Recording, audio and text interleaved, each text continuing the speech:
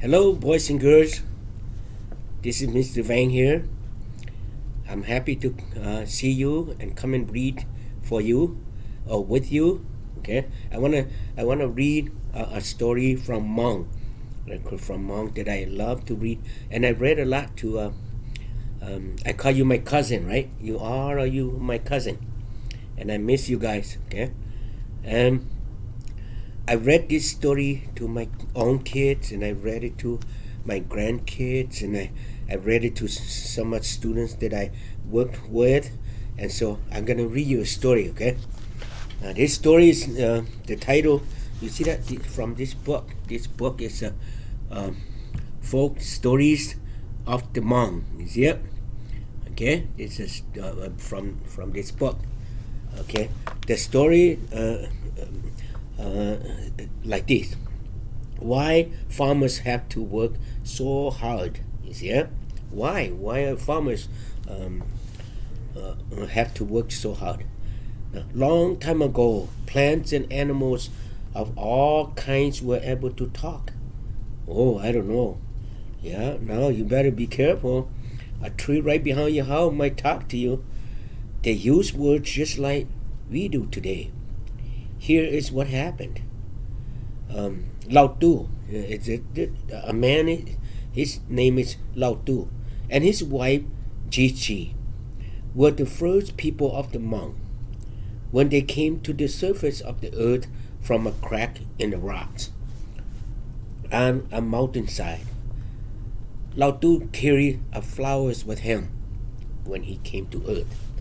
Each day, Lao Tu and Ji Chi ate a few seeds from the flowers until one day they saw that the seeds would soon be all gone. So they decided to plant the few remaining seeds. After some time, a single stalk of corn grew where they had planted the seeds. But this was a special corn stalk because on it grew several different kinds of grain. There were an ears of corn with 7 leaves, and ears of yellow sticky corn, and ears of early white corn, a larger ear of late white corn, and 3 ears with 3 different kinds of millet.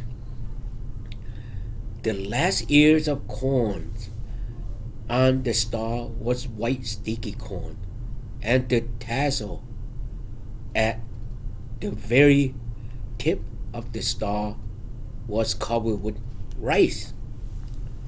Well, I hope you guys like to eat rice, because I do. I eat every day. All the grains on the special corn stalk grew and ripened.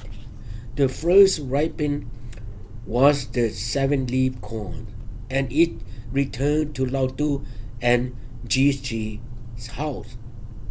Mama and Papa, they called it. If you please open the door, it said. Lao Tu and Ji Chi looked at each other. They did not recognize the voice, so they replied, "We will be willing to open the door, but you must tell us who you are." "I am the 7-leaf ears of corn. I am part of the flower you brought with you from inside the earth." "Where are you going to stay if we let you come in?" asked Lao Tu. "Since I am small and don't want to be cold, I suppose it might be a winter like now too. I would like to be hung from the ceiling joints under the attic platform." Shortly after that, the yellow sticky corn ripened and came to the couple's door. "Mama and Papa, please open the door," it said. "Yes, we will open the door, but who are you? They asked. The answer was, we are part of the flower you brought from inside the earth. Where are you going to find room if we let you come in? They asked again. We would like to hang under the attic floor from the ceiling joists, under the ears of yellow sticky corn. When the door was open, they came in and were hung beside the ears of 7-leaf corn. A few days later, the early maturing corn asked to come into Lao Tu's and Chi Chi's house. Who are you? They asked the corn. We are part of the flower. We are the early corn, was the answer. Where do you want to be put? The couple asked. Hang us under the attic floor, said the early corns. And so they were hung alongside the other corn. Several days later, the late maturing corn came and said, Mama and Papa, open the door for us. Who are you? Lao Tu and his wife asked. We are part of the flower. We are the ears of late corn, came the reply. Where do you want to stay? The couple asked. There are a lot of us. We want to stay in a special small room. So Lao Tu and Chi Chi built a granary on tall poles to keep the small room off the ground. That way the rats could not get to the room. There they stored the late maturing corn. Shortly after they finished building the granary, the couple heard again, Mama and Papa, please open the door. We will open the door. But who are you? We are part of the flower. We are grains of millet. We have had a lot of trouble living and growing. Most of our grain died, but we have managed to come home. The millet said, Where do you want to stay? Asked the couple. We would like to stay in a basket up in the attic, right over the fireplace. Lao Tu had a weed up basket to hold the mallet. When he was finished, he put the mallet in the basket in the attic. A few days later, the grains of another kind of mallet asked to come in. Who are you? Asked Chi Chi and Lao Tu. We are part of the flower. We are mallet's grains. Many of us had trouble growing in each cluster. Of us is only half fell out. We are ripe. Those, please let us come back home. Where do you want to stay? The couple asked the mallet. We would like to stay in a large storage basket. And so a large bamboo storage bin was made ready to hold the grain. Several days later, the grains of rice arrived and asked, If you please, Mama and Papa, open the door. Who are you? Demanded Lao Tu and his wife. We are part of the flower. We are ripe and wanted to come back home, the rice said. Where do you want to stay? The couple asked the rice. I love rice, my cousins. You know it. I eat every day. Would you like to stay in a large, strong basket? So Lao Tu had to weave another basket like the large storage bin for the grains of rice. Lao Tu and Chi Chi now had all kinds of grain. They had all they needed to plant and grow crops to eat. That was the way it was on earth for a long time. The grains always came to the home of the farmer when they were ripe and ready to use. Well, they come home by themselves. You don't have to go and and harvest them. Many, many years later, a Hmong farmer went out one day to clear land to make a new field to plant grain. First, he cut down the bamboos and trees. They cry and cry without stopping. Then he cut away all of the plants already growing on the ground and set fire on them. The fire spread to the whole field, and all the plants, trees, and bamboo sobbed and wailed. They cried without stopping.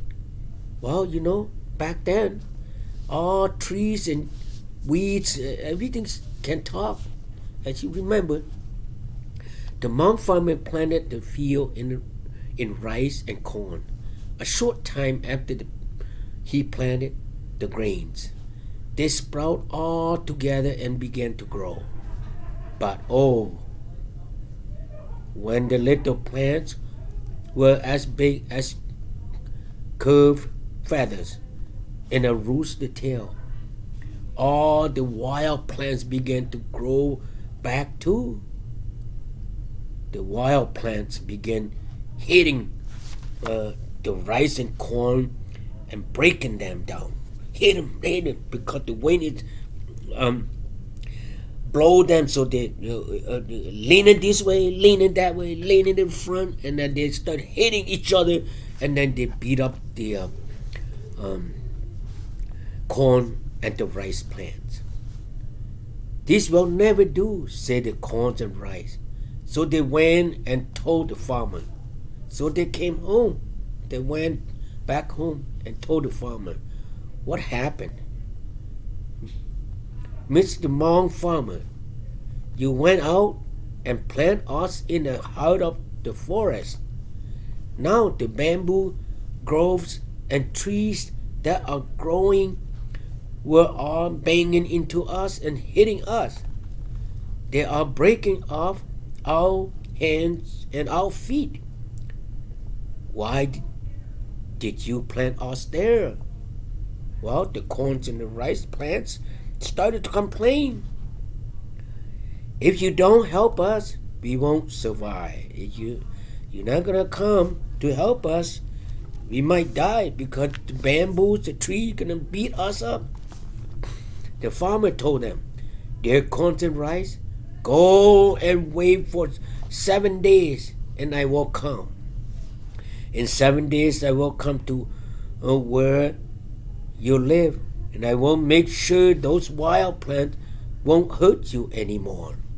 See, 7 days. 7 days. Yeah?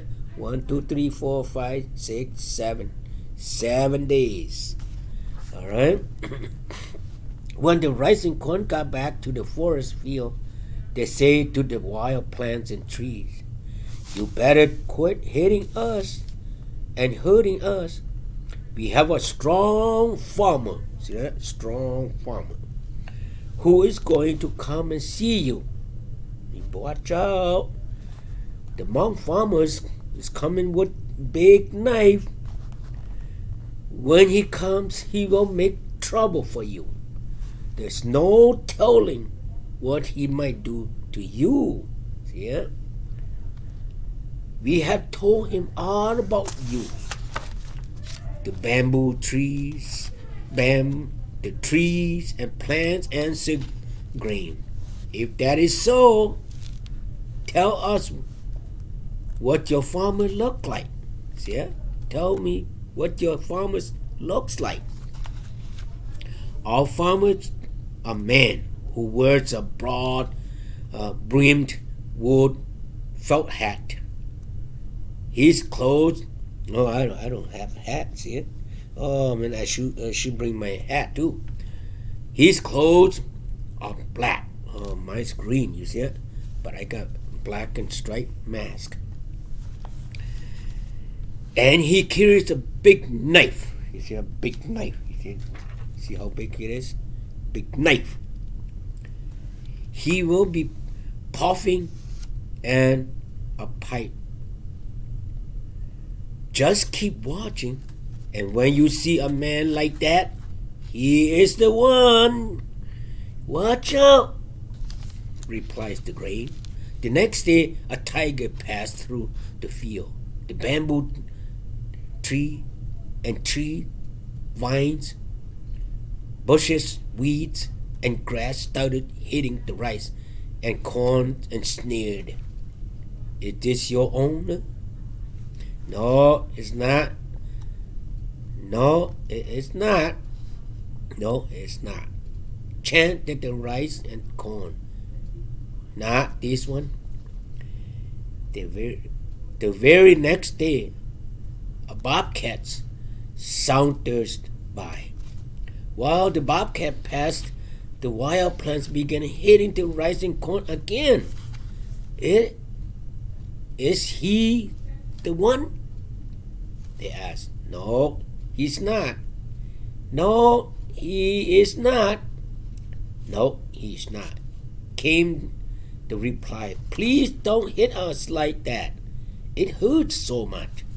The third day, a rat came carrying through the field, pushing his way through the leaves and grass. The wild plants laughed and taunted. Ha! Is this little creature with the long tail your chief, your leaders, your owner? No, he is not. No, he's not. No, he is not, whispered the rice and the corn. You are lucky, corn and rice, because if he is, we could just fall on him and crush him. He is so little, we could easily take care of him. During the fourth day, a snorting bull came through the field. He's snoring, a big bull. See, huh? He was going to eat the grass plant, but the plants were rough and had stickers on them. That hurt his mouth. So he went on. The wild plants asked, Is this one your chief? No, he's not. No, he is not. No, he is not, came the answer. The fifth day, a wolf went by. The wild plants asked, Is this the one or not? No, he is not the one either, groomed the rice and the corn. The sixth day, a chicken flew over the field. Ha ha ha ha! Is that your brave owners? The wild plant taunted again. No, he's not. No, he's not. No, he's not, was the reply. At last, the seventh day arrived. The monk farmer walked and walked and walked on his way to the field. He walked for half a day to get there.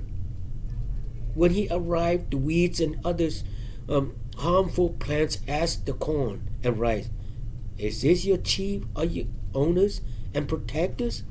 The rice and corn sighed with relief. Yes, he is. He is the very one. Take a good look at him. You see it?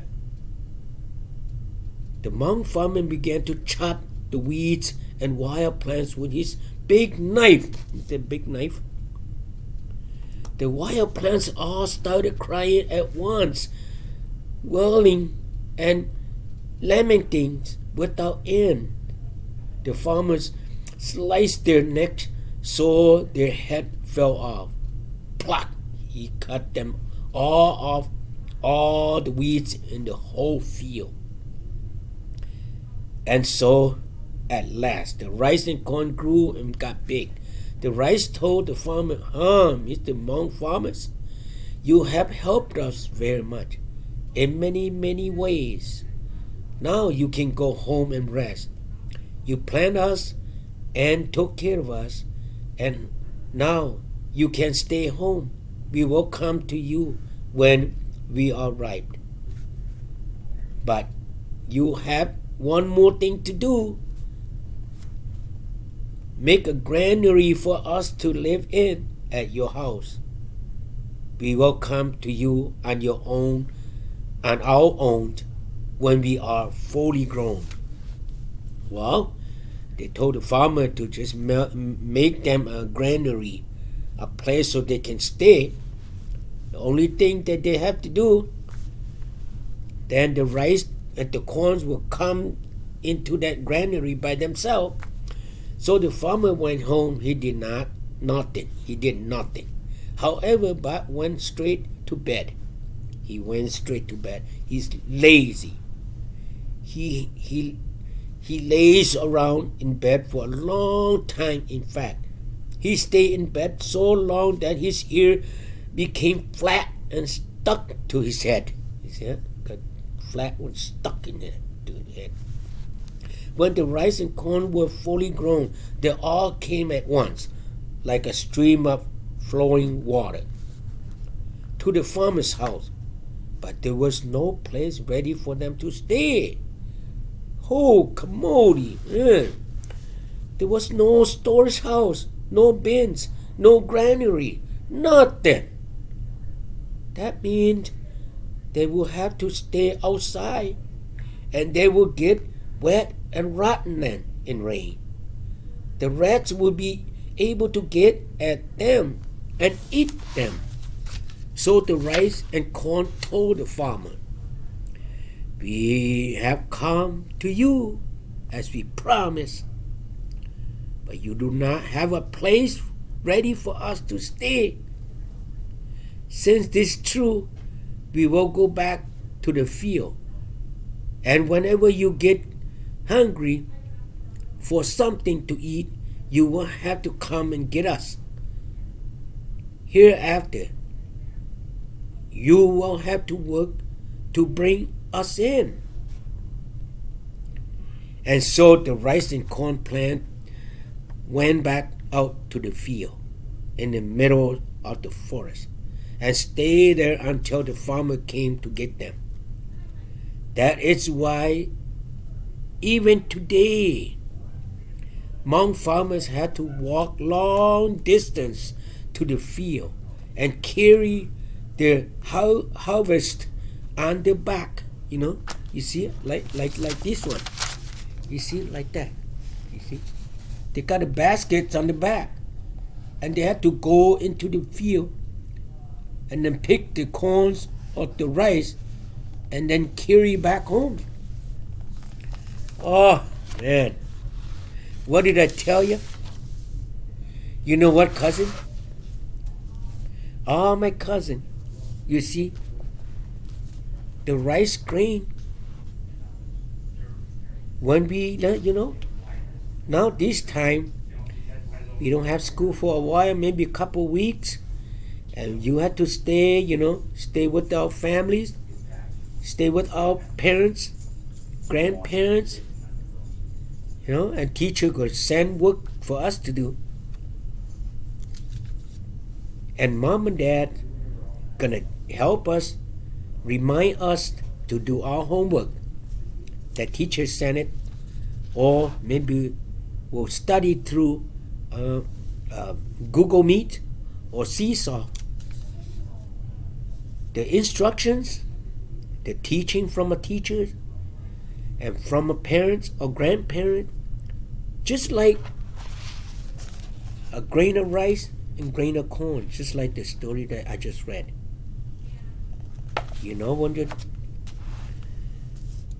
When a teacher sent work home and parents remind you to do it, just do it. Don't be lazy like the Hmong farmer back home, back in the age, and wait for them to come. They teach you, they find a way to bring works to you, or teacher or parents or grandparents remind you to do teacher's work or school work. Just do it. You got a story, because all of those will come into your head, and someday you got that granary stored, the knowledge that you have in your mind. Then rice and corns, money, you want a new car, you want a good job, it will come. They will come to you. You don't have to go working hard, because you have the knowledge, you have the education, that you listen to your parents' reminders, or they help you, teachers, to send work from school, and you work on it. All of those, just like a rice of grain, a grains of rice and grain of corns. You plant it in the field, you don't have to go get them. They're going to come by themselves. And those things will come to you when you get the good education. All right, cousin? I hope you have a good couple of weeks off. We miss you. We'd like to see you again really soon.